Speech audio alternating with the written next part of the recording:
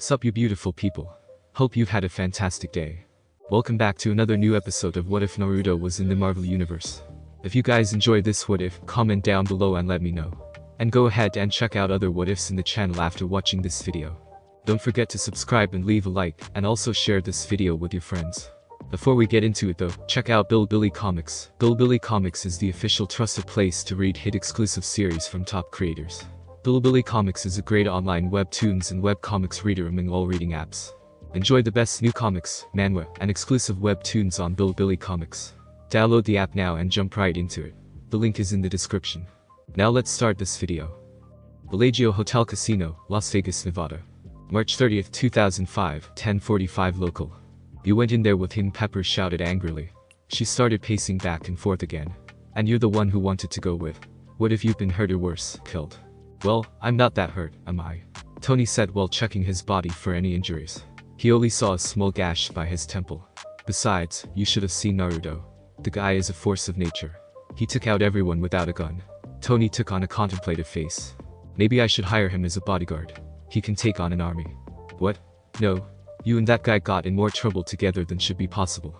My hair is turning white just thinking about what would happen. Pepper immediately denied the idea.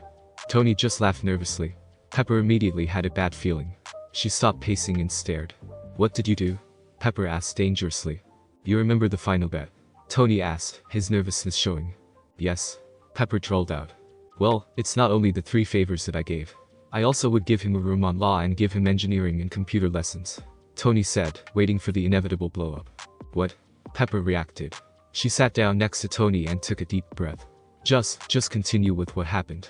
Pepper said, giving up on the prospect of a dark future ahead of her. Sure.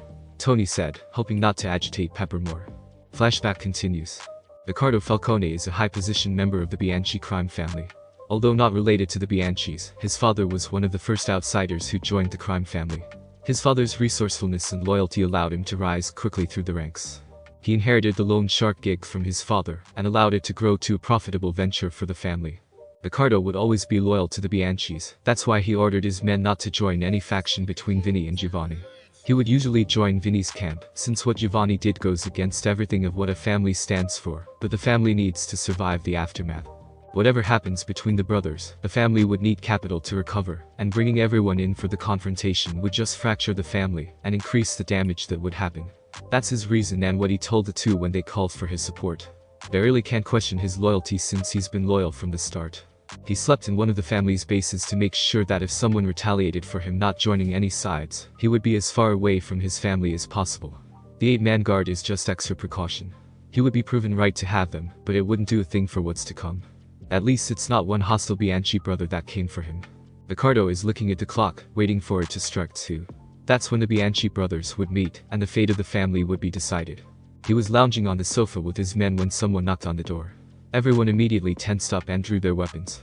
The situation they are in had everyone on edge. The knocking continued until one of the guys closer to the door peeked through the eye hole. He saw a blonde guy with shades wearing a hoodie. He's relatively young too. The guard walked over to Riccardo and said, "There's some blonde guy on the other side of the door. Early 20s, I reckon. Check what he wants. Just be prepared for anything," Riccardo advised. The guard nodded and walked back to the door. He unlocked the door except for the door chain and opened it. "What do you want?" he said, trying to be more intimidating. "Hi," Naruto said in an overly cheery voice. "I'm looking for Riccardo Falcone." The guard drew his pistol and pointed it at the guy behind the door, ready to kill him if he did anything wrong. "There's no one here by that name. Leave." The guard closed the door while still pointing his gun at it. He walked towards his boss and said, "He's looking for you. I sent him away." "Good. We don't want any distractions tonight," Riccardo said. As soon as everyone sat down, they heard another knock on the door. The guard jogged to the door, annoyed and ready to turn the guy away again. When he was trying to reach for the door, it suddenly burst open. Naruto saw the guy running to the door with his Sharingan. This was the perfect moment to attack. They would be unprepared, thinking that the same guy is just looking for their boss again. He kicked the door open and immediately disabled the guard with precise and accurate attacks on the guard's Tenketsus. He saw everyone frozen in their spot. He ran towards the center of the room. He lowered himself and extended both of his hands and said, "You're within the range of my divination. 8 trigrams 64 palms."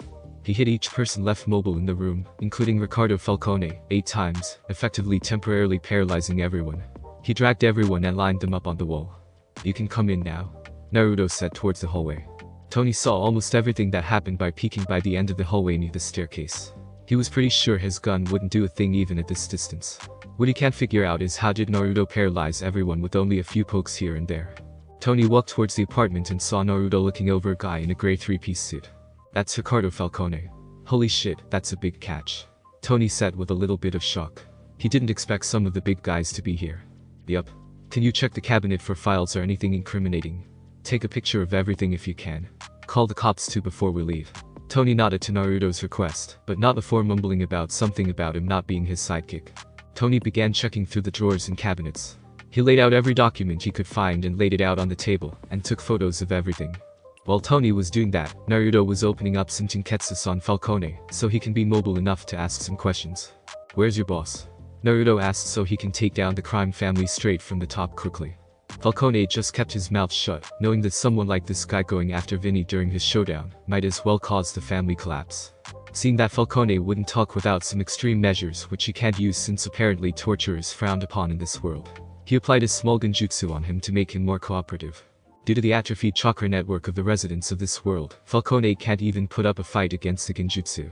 I'm going to ask again, where's your boss? He's at the abandoned warehouse north of the city where the underground fights usually happen. Falcone said, not adding the part about the Bianchi brothers showdown, since he wasn't explicitly asked about it. Naruto knocked out Falcone and went over to get Tony. You done here? Naruto asked. Yep, just about. Can't believe the dirt on these guys, and it's only one side of their business. Tony said while fixing up the file on the table. Tony then jogged out of the door, followed by Naruto, but not before taking a photo of the guards and Falcone. He texted a contact he has from the FBI about what they found out. He's pretty high up the ladder to make sure the Bianchi can't bury the case. When they got in the car, Naruto said, we should go to the warehouse district. Do you know the address of their base there? If not, I can guide you. Yeah, one of their bases is around there. Tony started the car and drove north.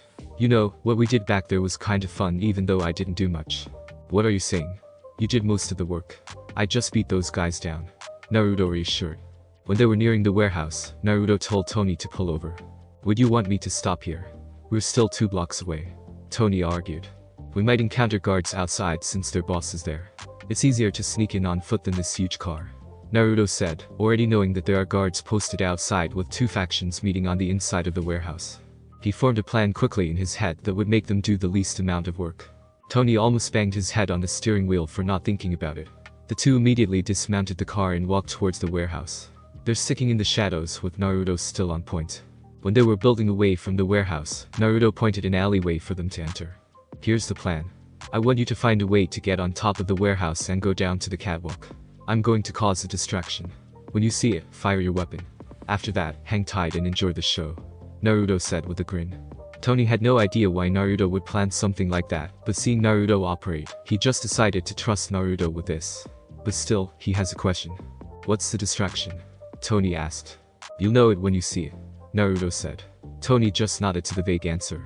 The two separated with Naruto running towards a shadow and somehow disappearing in it. In his slightly intoxicated state, he just dismissed the event. Tony lurked around the warehouse, looking for a way up, making sure he was sticking to the shadows. He finally saw a fire escape. Tony climbed up the ladder. He looked around to look for any guards. Seeing none, he proceeded to go to the skylight and drop down into the catwalk. Naruto's plan finally made sense when he saw the scene inside the warehouse. He didn't even question how he knew. There looks like 2 groups with the 2 older guys leading the groups. They look like to be talking calmly, but an undercurrent of tension can be seen on everyone. While he was looking over the developing situation, he finally understood what the distraction was. Thick white smoke was rolling in from every crevice. He had no idea how Naruto did it, but it was goddamned effective. Tony aimed at the back of one group and fired. All hell broke loose. Both factions were already tense before the smokescreen, but the tension skyrocketed after it. The sound of gunfire immediately prompted both sides to fire in the general direction of their enemy. Gunfire was raining from both sides, hitting enemies and allies alike due to the smoke. The only one unharmed were the 2 older guys who had been protected and pulled away pretty fast. The fighting was just about to die down when a bullet flew past Tony, causing him panic and backpedaled. He tripped backward and hit his head on the guide bars of the catwalk. This immediately knocked him out. Naruto saw this happen even though he's quite the distance away watching the situation unfold. He always kept an eye on Tony to make sure he's safe. He knew the bullet wouldn't Tony, but he should have accounted for the instinctual reactions of civilians. He immediately shunshined to Tony's location and checked on his vitals. Naruto finally took a relaxing breath when he determined that Tony was just knocked out cold. Losing his patience for the fighting to stop entirely, Naruto threw another smoke bomb, covering further the whole warehouse with smoke. He jumped down and used his Sharingan to determine all the conscious or able bodies left inside the warehouse. Naruto determined that there are 15 people left able to fight back, excluding the 2 leaders. They're both hiding behind some crates on the far side of the room. He rapidly struck down all the fighters with a little less finesse than he used on Falcone's men. He has some little leeway on the damage, since both sides are already shooting at each other. Naruto used a combination of intercepting fist and gentle fist fighting style. He struck down everyone he came up against while hiding himself in the smoke. The high-speed bullets certainly made the fight a little more enjoyable. When every one of the guards is down or dead, Naruto attacked temporarily paralyzed both of the leaders and dragged them to the middle of the room. Naruto was going to start asking questions when he heard the sirens indicating the cops are nearby. They must have responded to the gunshot reports from the area. He gave up on trying to get more information and just decided to bug out. He picked up Tony and sealed his guns. He shunshined towards the car and sealed it too after making sure that no one is around. Naruto only used Shunshin all the way to the hotel, since he hadn't left a Horatian tag in there. When he reached the underground parking of the Bellagio, he unsealed the car in the garage and shunshined towards Tony's penthouse. He looked for Tony's room. When he found it, he left Tony on the bed and walked away, making sure the door is closed behind him. Naruto walked towards the penthouse door and said to himself, "What a night. I think I earned myself a little ramen." Before going out and finding somewhere who served ramen in this city at this time. Flashback end. That's all I remember. Tony finished his story. Where's Naruto anyway? He asked while looking around the penthouse with Pepper following him. I don't know. I didn't saw anyone when I came here 2 hours ago, Pepper said. Happy's missing too. Tony stated his observation. He's with Joey and the feds giving their statements. Don't worry, there's a lawyer with him, Pepper reassured. She's one of the people who's managing the damage control for Tony and this Naruto's mess. Just let them tell the truth. That 2 guys took down a criminal empire in Vegas that everyone else can't, Tony said, with a proud smile. Pepper just took a deep calming breath and said, "Just call your lawyers and work it out with them before giving a statement. I'm going to try to find your friend." Tony poured himself a cup of coffee and looked behind her. "No need, he's right behind you," Tony said with a grin. Pepper immediately turned around and saw a blonde-haired guy with blue eyes wearing a hoodie. He was eating a cup of instant noodles using chopsticks. What infuriated her more than she already is was the carefree look he has. "You?" Pepper shouted while pointing at Naruto. "Me?" Naruto asked dumbly, not following the conversation. "Yes, you. What do you have to say for yourself? Dragging around my boss across town to bring down the mob." Naruto's expression took on something like he finally understood something. He took on a cheerful smile. It was Tony's turn to feel the chill running down his spine, seeing the smile in Naruto's face. "Oh? You must be Pepper," Naruto said while extending his hand. Pepper just shook Naruto's hand, getting swept by his friendly demeanor. "Did Tony finally ask you for a date? That's why you're here, right?" Tony spat his coffee, hearing Naruto's question. New York City, New York. March 30th, 2005, 8 o'clock local. Natasha had just landed on the roof of the SHIELD New York field office using a Quinjet. She had barely slept along the way. The stress of the manhunt of a possible alien and the accidental discovery of a superhuman in Vegas weighs heavily in her mind. When she got off the Quinjet, she was expecting Barton or Coulson to meet her on the helipad. What she was not expecting is Nick Fury standing with both of them. "Didn't expect to see you here, sir," Natasha greeted her boss while giving a small nod to Barton and Coulson. "Let's get inside. I'll talk along the way," Fury said and walked toward the roof entrance. "I was not expecting to be here too, but I got an interesting call 2 hours ago." Fury looked back to see if he got everyone's attention, especially Romanov. "But first, I want you to tell them about what you found first while you're on your brief vacation." Natasha immediately knew that the call must be related to Naruto. What the hell could he have done that would warrant a call to Fury himself in the span of a 5-hour flight? Seeing the attention of her colleagues was on her, she spoke. "I was on my way to Vegas to take my break after the mission in LA when I met a guy on walking by the side of the I-15. "What? You picked up someone? Didn't know you got it in you," Barton teased. He just couldn't resist teasing Natasha every opportunity he gets. Fury, already used to the two, just let the interruption pass. "Shut up, Clint, or I'm going to tell Aura about Belissi." Seeing Barton effectively cowed, Natasha continued, "Anyway, the guy had nothing on him except his clothes. According to him, he just moved to the US and traveling around. He said he lost all his stuff and going to Vegas to get some money to continue his travel, which in my opinion is crazy. But what got my attention and caused me to call boss, is that he said that he was a freelance contractor. So your first hitchhiker is a contract killer. Good to know, Romanov," Coulson said with a smile. He already deduced that the situation is not as bad as it seems, since Fury is not giving the report.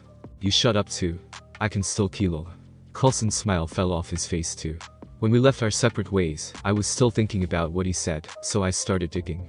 Nothing came up in all available databases. Damn, he must be good, Barton said with a whistle. So, I got a little desperate and made contact with the Bianchis. Her two colleagues were about to reprimand her for doing something reckless, but she already anticipated it and placed her hands over their mouths before continuing. I made sure I have leverage before I got in. But either way, I certainly got more than I thought. They arrived in a briefing room. To emphasize her point, she projected the fight on the wall to show them. As you can see, I was proven right to be wary of him. He's good, Coulson said in a clipped tone. This part you won't like, Coulson, Natasha warned him. Shield Tech analyzed the video. The results showed that he is better, at least physically, than Captain. Captain who? Coulson asked, not getting the statement. Natasha pointed to a flag outside the room. His face immediately paled. Someone managed to remake the serum. He asked with a shake in his voice. Captain America has always been his hero. Learning that someone, somewhere, had somehow recreated the serum is massive news for him. No, not that we are aware of, but we're not completely sure, Natasha answered. I was going to make contact with him in the Bellagio since he was playing poker, but Tony Stark got to him first. How? Barton exclaimed. He's apparently excellent at poker, and Stark heard about it. He invited him to his private game, Natasha answered. Thank you for the report, Romanov, Fury interjected. Reports have come in that all the high-level and most of the low-level members of the Bianchi crime family has been arrested. Don't tell me it's Naruto, Natasha asked. Is Naruto another ghost? Coulson asked, remembering a SHIELD special op agent codenamed Ghost, due to her ability to phase through solid objects and partial capability to be invisible. No, Naruto is the guy I found in Vegas, Natasha clarified. Your boyfriend did that, he's hardcore, Barton said. He's not my boyfriend. Where the hell in my report did you get that? Natasha denied vehemently. Fury cleared his throat to get everyone's attention. As much as I like to get into Romanov's romantic life, Natasha gave him the stink eye with that statement. We have to get back to the topic at hand. Yes, Naruto was one of the people responsible for Bianchi family downfall. One of them? Coulson picked up on Fury's choice of words. Yes. He apparently thought it was a fun idea to bring a civilian. Fury took on a more serious expression. He took with him the drunk Tony Stark. Coulson and Barton had a wide-eyed expression before laughing hysterically. Both of them thinking of what they wouldn't give to see that guy tow a drunk Stark around while taking down a crime family. That's got to be an event for the ages. Natasha, on the other hand, is banging her head on the table repeatedly. How the hell can so much happen within 2 days of her meeting him? She currently wishes that she hadn't taken that vacation to Vegas. Maybe then she would have one less problem to deal with. I sent additional teams to monitor the situation.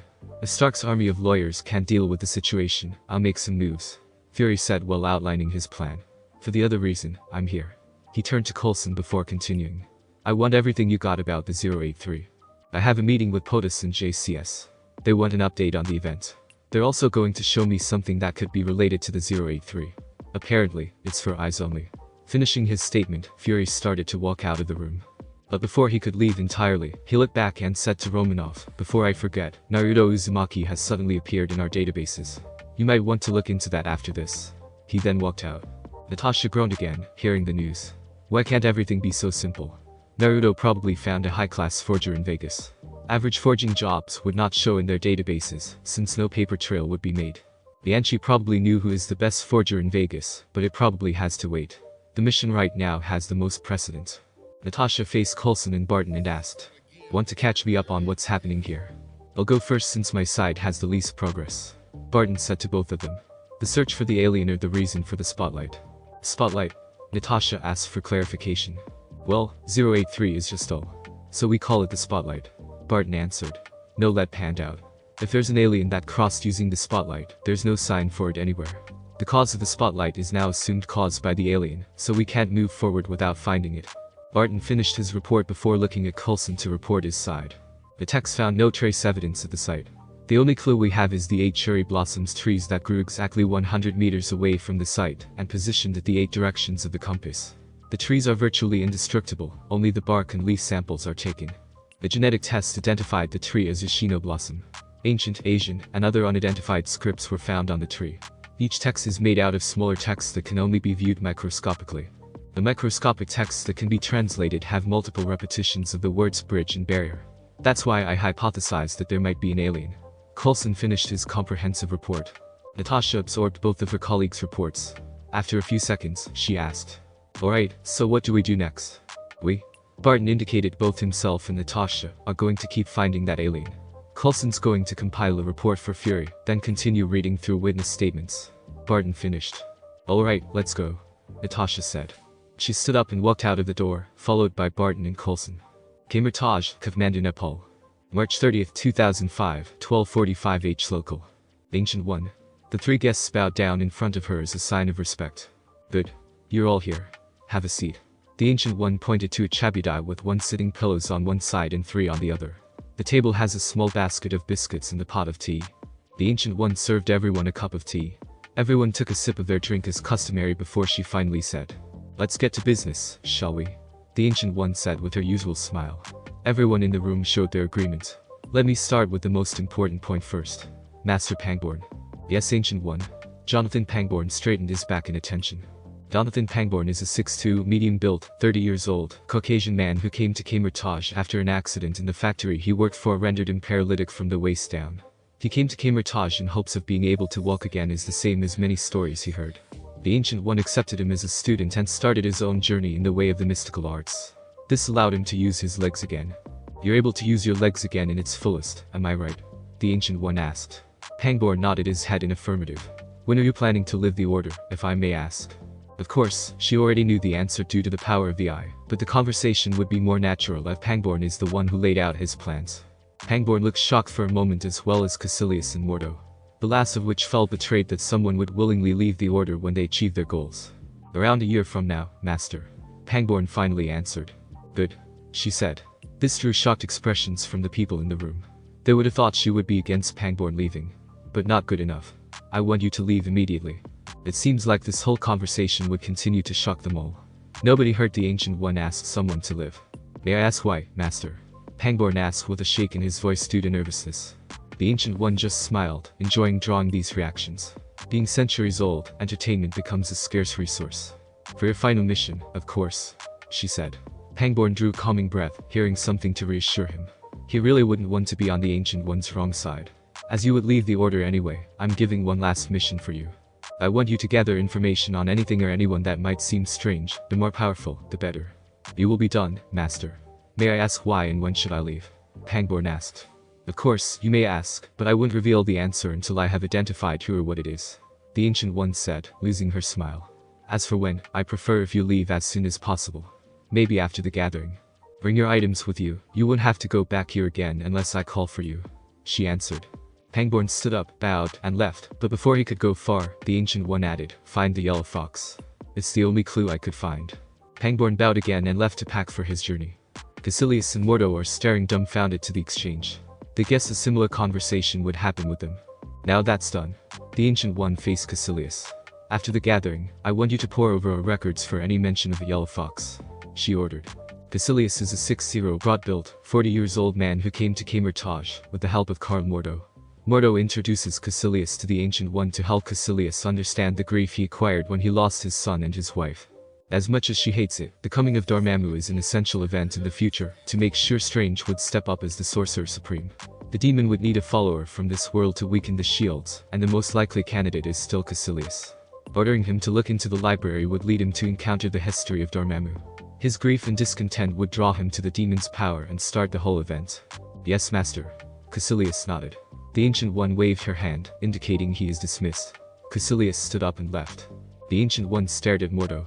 She was thinking about which approach would make him less likely to betray the Order in the future.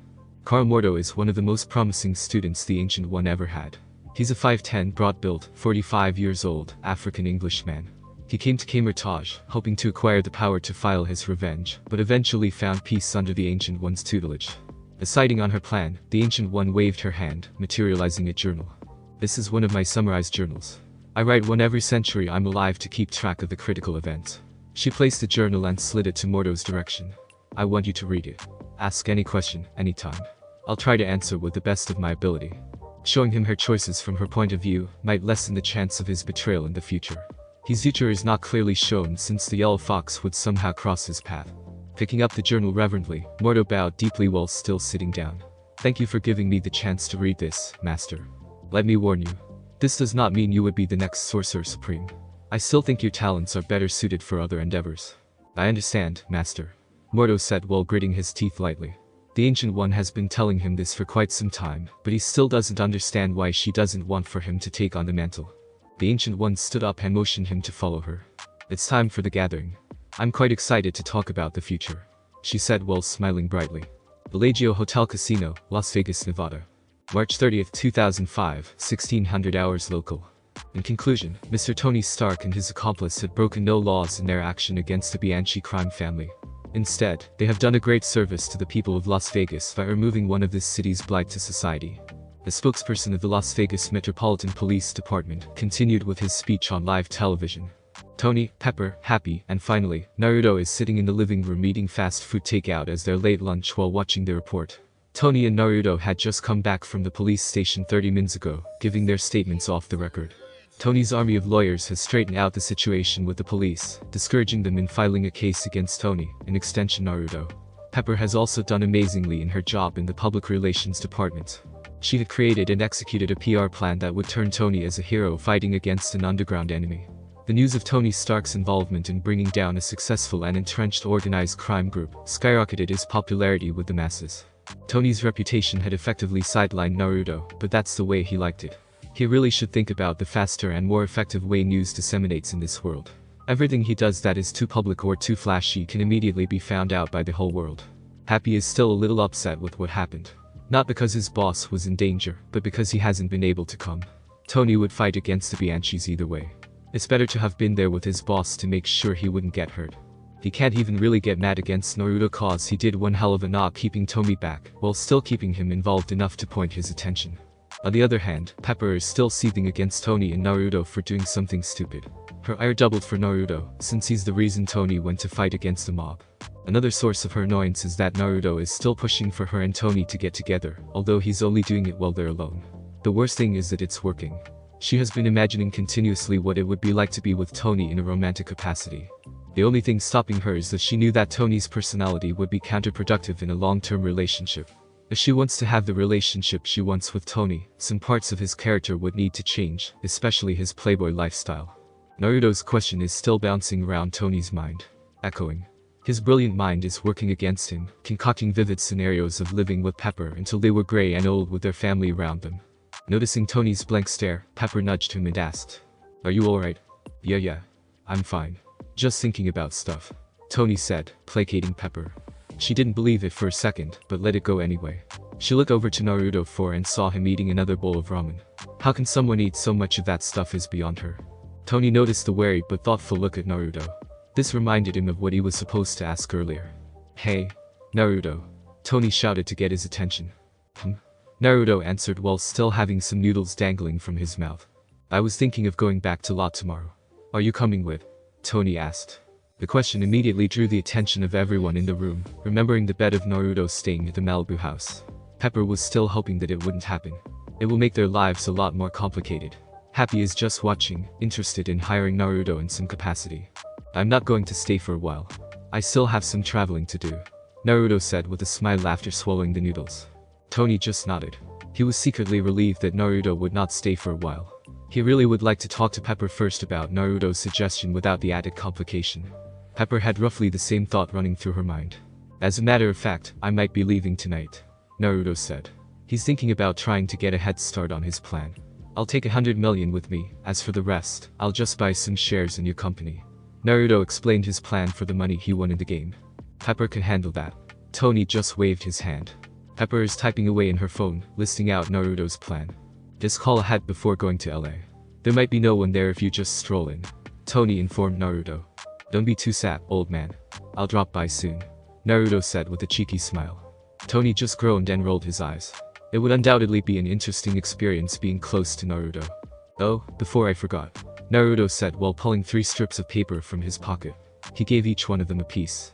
"If ever you're in trouble, like life or death situation, just hear that piece of paper. I'll be by in a flash," he finished with a grin. White House, Washington, D.C. March 31st, 2005, 8 o'clock local. Fury hated being in the White House. Even if he used the secret entrance to hide his presence, the White House is still one of the most publicly known places on Earth. He feels too exposed in this place. He headed straight to a separate meeting room in the White House. Away from the usual foot traffic the other parts usually get. Fury headed straight inside the room, not even acknowledging the guards posted outside. As soon as he got in, he saw a circular table where the President, Chairman of the Joint Chief of Staffs, Secretary of Defense, and the Director of both CIA and the FBI. He looked at each one of them, recalling their dossier. The first one is President Alan Trumbull. A 6'2", medium-built, 68 years old, African-American man, he is the first non-white president ever to be elected into office. A relatively clean man, in contrast to other politicians, he focused on international relations, making it relatively harder for SHIELD to get around. General Joseph the Viper Colton is the chairman of the Joint Chief of Staff. A 6'0", muscularly built, balding, 50-year-old Caucasian man, he is a career military man just like his father before him. He first started his career at the tail end of the Vietnam War, and acquiring multiple decorations. He has climbed quickly through the ranks until he finally was able to lead a war theater of the Gulf Wars. His performance in the Gulf Wars allowed him to be nominated as the chairman JCS by 2 presidents. Joe earned his moniker by being a brilliant commander capable of brutal decisions against the enemy. John Voight is the Secretary of Defense. He is a 6'2", bulky, white-haired, 66-year-old Caucasian man.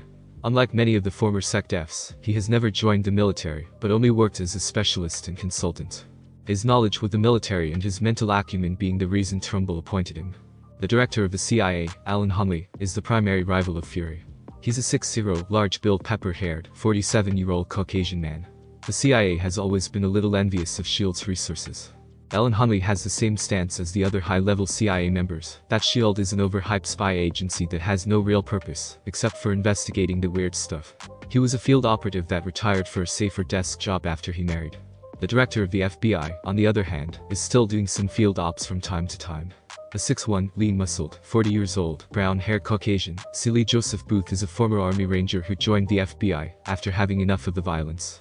He vowed to catch as many criminals as he had killed. He only partially retired in the field after his daughter is born, and aimed to be the director of the FBI. Fury sat down on the last available chair without another word. Trumbull cleared his throat and said, "I have here in my hands is the only copy left of something that can be a threat to national security." Trumbull said while lifting a folder in his hands. "I'll let Colton report a summary. I'll pass this around. You can't make a copy of anything in this file. Reserve your questions for later," he said in an authoritative tone before passing the folder to SecDef. At 8:45 p.m. 2 days ago, a pair of technicians from Edwards Air Force Base noticed an anomaly in one of their experimental machines. Ladder has picked up a small, high-speed object crashing in the middle of the Mojave Desert. Voight passed the folder to Hunley, his expression showing concern and interest at the same time. The folder must really have something interesting in it. A man appeared suddenly on top of the crash site. We used God's eye to get more detail. After some time, he created a clone, and the clone ran towards the direction of Law. The main body ran toward Las Vegas. Fury immediately perked up hearing Las Vegas. Something in the back of his mind is screaming at him and slowly getting more evident. Like a puzzle slowly being completed. He saw Hunley passing the folder towards Booth with apparent interest. "We lost him before he reached Vegas, but we noted that he was running at around 200 to 250 km/h. Colton finished. "We have no idea here what he is, but he is somehow connected to the event in New York, due to his appearances close to the event. The direction of the object was also determined to come from the direction of New York. He would be considered a threat to national security until proven otherwise," Trumbull said. Booth passed the folder to Fury. His face is severe but unreadable. "I want SHIELD to take Pine since it's their specialization. Everyone here would help them with finding out more about the man." Everyone nodded to the president's orders, with Inky Hunley slightly disgruntled. Fury finally opened the folder. A picture is the first page, a black and white photo standing in the middle of nowhere. His instinct screaming at him, he turned the page showing a portrait taken by God's eye. A very familiar man. Goddamned Naruto Uzumaki. He felt like banging his head on the table repeatedly, but his professional attitude allowed him to stay stoic. Trumbull noticed Fury's silence. "What are you thinking, Fury?" Trumbull asked. "I need to call my team and send one immediately to Vegas," Fury said, lying smoothly. Hunley stared at him for a moment, trying to ascertain his thoughts, but immediately gave up, remembering how different his and Fury's skill level is.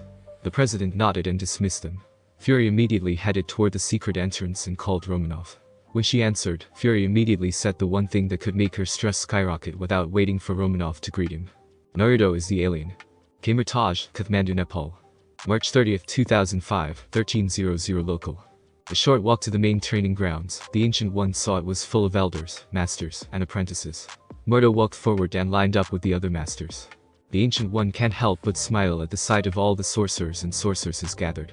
She still can't believe that sometimes that the order grew from 50 from her time to 1500 now. Although she used the power of the enemy to unnaturally extend her life, she can't deny that seeing this now almost made everything worth it. She walked towards the observation stage high up on the side of a building. Everyone is waiting for her announcement, curious and excited at the same time. Through all the years the Ancient One had been leading the order, a gathering of this size had never happened. The Ancient One looked to one of the masters standing at the top of the wall and gave him a nod. The master called his hand together and spread it wide, extending his arms to the side. A bright circular orange spell array enlarges from where his hands met and grew exponentially. Similar currents arrays are growing around the perimeter of the wall. When the arrays meet, sparks are formed until the two merged. This continued to occur until the whole training ground has been covered. The vast array acts as a barrier, ensuring that nothing she said would come out. Happy with the barrier, the Ancient One started her announcements. Elders, masters, apprentices. I have ordered this gathering to announce the new track the order would take. This announcement drew a variety of reactions from the crowd, especially from the elders. The order is formed as the first and last defense against the mystic and the supernatural. We made sure that the world we lived in remained safe. This garnered agreement from everyone. We have done this mission flawlessly. The world still stands as a whole, doesn't it? Laughter and giggling spread through the crowd. She then lifted the eye in the air to show everyone. Our first Sorcerer Supreme created this artifact, the Eye of Agamotto. Reading its history in our library, you would know that the eye used a more powerful object as its heart, the Time Stone. She opened the iris of the eye, showing the green glow the stone emits. A solid manifestation of one of the aspects of the universe. This gives the user the capability of manipulating time. The Ancient One revealed. She knew disclosing this information would cause problems in the future, but she argued that this would make her plan more accepted. I only use most of the powers of the stone in the direst of circumstances, except for the one I use every day at noon. The ability to see the future. Murmurs spread throughout the audience. I religiously look into the future, seeing my end every time. Until the session, I had this noon. I didn't see my death in the near future, not like the others. For the first time, I saw the future beyond it. I saw the end of more than half of the life in the universe. Shock and fear can be seen throughout.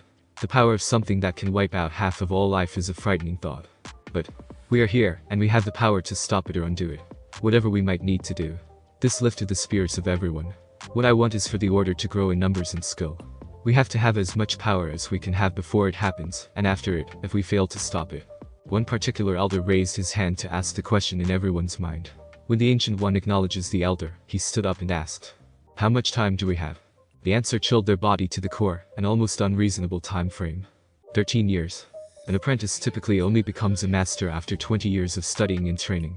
Only a few can do it in less than 15 years, an example of which is Mordo, who did it in 9 years. The more worrying task is the recruitment to bolster their numbers. Camertage only typically gets 10 to 50 applications a year. To recruit more and make them combat ready in 13 years would require dedication from everyone. I know you all feel the weight of our daunting task, but have no fear. We have no other recourse, but forward or death would befall the universe. Las Vegas, Nevada. March 30th, 2005, 2030 local. Naruto is sitting on a bench by the side of the road, just watching and observing the world around him. The people in the environment still a shock to him, but he got to admit that he is adjusting just fine. He guessed that this hobby needs to be developed since being mortal means a lot of waiting around. The first reports of the clones around the world are coming in since 3 hours ago.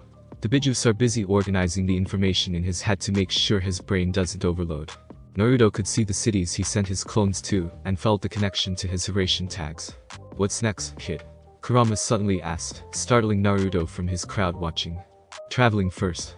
I want to see what we are dealing with. Japan seems a perfect place to start. It looks like it has a lot of similarities with our world," Naruto answered. "Yeah, it seems like it," Kurama said. "You noticed the tail, right?" "Of course. They're really sloppy. Can't even seem to hide their presence," Naruto said. SHIELD has sent Turicon packages to Stark and Naruto to make sure nothing can get past them. A rapid response team was also added on standby after the Bianchi fiasco. The group following Naruto had broken off after he left the hotel. When they saw him leave the room without any luggage, they just assumed he was going out to buy some ramen, again. What they don't know is that everything he has, including his bag of $100 mil cash, is already stored in his seal in the bathroom, the only place without a CCTV on the penthouse floor. Naruto already made the surveillance team the moment they came, not because of their hostile intent, but the feeling of being watched tipped him. Naruto unsealed a folded world map in his pocket with many signs and marks on it. Looking over it intently, he finally made his decision. Naruto stood up and walked over to the alley behind him, still with agents following him. Agent Richard Rogers is one of the agents leading the recon team. They have been disgruntled when they were tasked to follow a playboy billionaire and some kid. Their team is one of the best in the US, so they have no idea why they were assigned to this op. His team is following one of their targets, Naruto Uzumaki. They have lost him once during their 2-day stay, and it was during the Bianchi fiasco. Their bosses gave them some dressing down, but overall it could have been worse. They saw him pull out a piece of paper from his pocket, but they can't see what it is. He stood up a moment later before walking down the alley behind him, which is weird but totally normal behavior for him. The tail is already following him some distance away, and a drone from above ensures he isn't lost. A gust of wind suddenly blew across, momentarily covering the camera with a piece of newspaper. When the paper finally dislodged, the target is gone. Frantic on the prospect of losing him again, Rogers immediately lunged to the radio on the dashboard. "This is Oculus Main, come in, Oculus One," confirming visual on whiskers. Rogers said to the radio, using their handles. "Negative, Oculus 1 through 5 already searching." The voice on the other end finally said. "Acknowledge. Continue search. Over," Rogers ordered. After 30 minutes, another transmission from the radio came in. "This is Oculus 1. Target lost. Orders. Return to stage 1. Over," Rogers said before finally setting down the radio. He slumped on the steering wheel thinking about the lashing he would get again for losing the target. Again, best in the US, my ass. He took his phone and texted a message to his boss. "Target lost. Request backup. Bellagio Hotel Casino, Las Vegas, Nevada. March 30th, 2005, 2100 hours local." "Well, it looks like already left," Tony said to Pepper. Tony and Pepper went to dinner in one of the hotel restaurants, and they drank 4 bottles of wine between them. Naruto stayed behind to finish up his picking, but it looks like he left already. Happy, on the other hand, said he would be doing something so he won't be able to join them. It looks like he got himself a date. "That's a relief. I can finally relax a little," Pepper said with a sigh. "Hey, he's not that bad," Tony defended Naruto. Pepper only gave him a disapproving look. Okay, maybe he is. But he's fun to be around." "Fun for you, maybe, but trouble for me. I still can't believe you two took down the mob. We're just awesome that way," Tony said with a grin. Pepper only gave him another one of those looks. Tony recentered himself. "You should have seen him. He took down 8 guys faster than a coin to drop. I barely saw him move. He placated her." Thinking about the Falcone takedown. "That maybe, but you barely have any experience in combat, only theoretical and controlled environments. You shouldn't even be there," Pepper countered. There was a lull in the conversation. Both are thinking about what they just said.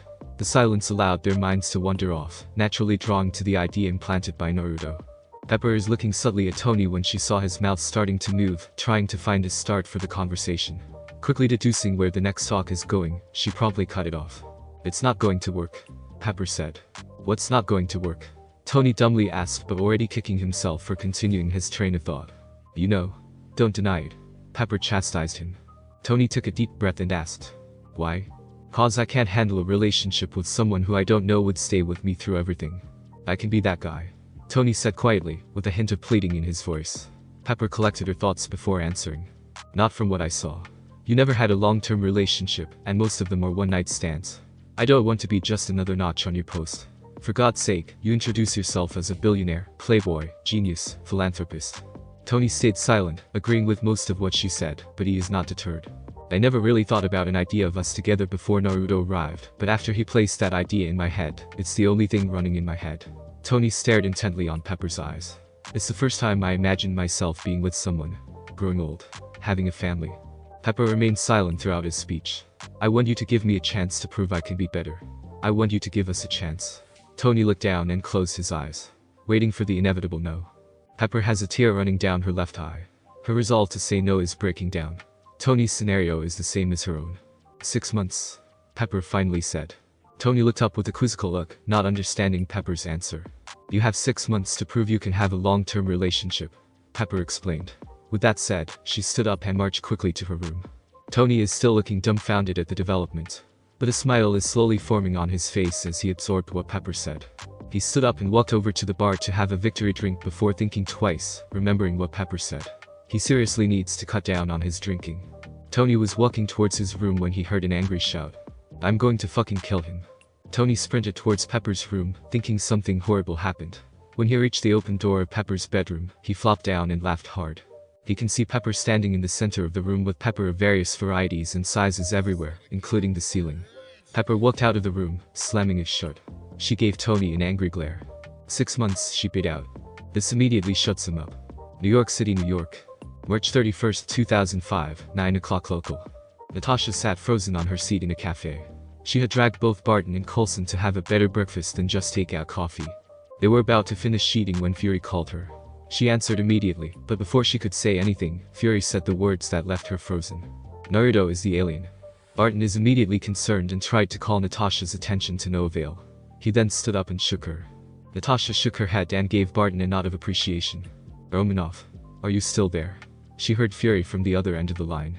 Yes, boss. Just a little taken aback. Wait for a second, boss. We're outside. Natasha answered. She signed to Barton and Coulson that they need to get back to the office. Who are you with? Clinton Phil. She said. Good, I want you to put me on speaker when you get in. Fury ordered. They walked briskly to the car while still making sure no one is tailing them. Coulson on the driver's side, Barton in the passenger side, and Natasha in the back. She connected her phone into the speaker and said. You're on speaker, boss. Good. I just got out of the meeting with the president. He assigned S.H.I.E.L.D. to find a person who is a threat to national security. He suddenly appeared on a crash site in the middle of the Mojave Desert at 8:45. Fury said. Near Vegas? Natasha asked. Yes. Fury confirmed. He sent a clone to Law, while the main body ran towards Vegas. The photo on file is a match to Naruto Uzumaki. The two finally understood Natasha's reaction. She already found their alien and had close contact with him. The worst part is, they let him get close to Tony Stark. Fury can be heard typing something in his phone before saying, I want you and Barton to go to Berlin. Sir, why Berlin? Isn't Naruto last spotted in Vegas? We even have a tail on him. Barton asked for clarification. We don't have a tail on him anymore. The recon team lost him last night. He just suddenly vanished when he walked down an alley. Even the drone lost sight on him when his view was temporarily blocked. But why Berlin, sir? Natasha asked again. His credit card was pinched in a McDonald's in Berlin an hour ago. A street cam confirmed his location. Got it, sir. We'll go right now. Natasha said. I'm sending you the access code for his electronic file. It updates every time his identity or card is used. Our system is also continuously scanning for all remote access CCTV we can get. The president wants him found. We have been authorized to use any resource we need. Fury informed them before hanging up. I'll handle everything here, including the Stark situation. Coulson said helpfully. Thanks, Phil. Natasha said before they all disembarked the car. They already arrived at the New York field office. Coulson walked off, trying to get ahead of his job, leaving Barton and Natasha who are walking slowly. What are you thinking? Barton asked when he saw the scrunched up look on her face. There's nothing that indicated that he was an alien when I met him. I should have thought of it when I got footage of his fight. Natasha said. Don't be too hard on yourself. The event happened in New York. Who would have thought his first stop is Vegas to gamble? Natasha looked at her phone and opened Naruto's file. She was shocked again on what she saw. What now? Barton asked, already anticipating another headache. He's not in Berlin anymore. According to this, he's in Moscow. Barton walked over to the nearest wall and banged his head hard while Natasha just watched. Satisfied with venting out his frustration, he walked back to Natasha. He's gonna be worse than you. He finally said, remembering the time he tracked down Natasha. I'm still better. We're gonna find him in a week, she confidently said. Thanks for listening. I do hope you enjoyed. If you want the next part of this video, like, subscribe, and comment down below, and turn on that bell notification, and also check out the other videos that I have created and enjoy. See you in the next video. Peace.